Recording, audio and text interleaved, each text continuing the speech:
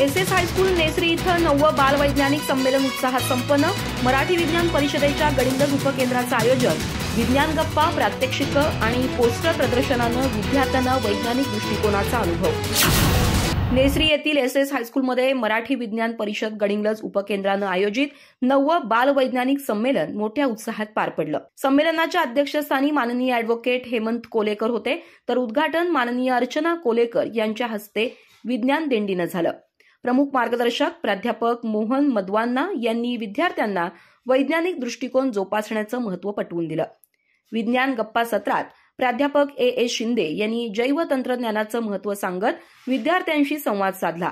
माजी नौसैनिक बसाप्पा आरबोळे यांनी हॅम रेडिओचं प्रात्यक्षिक सादर करून विद्यार्थ्यांना प्रात्यक्षिक ज्ञान दिलं।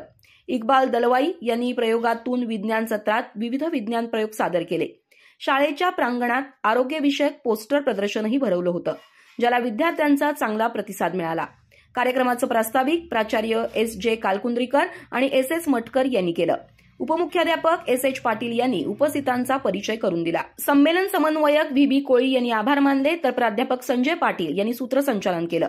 कार्यक्रमाला सुनील सुतार यांनी विज्ञान गीत सादर करून रंगत आणली।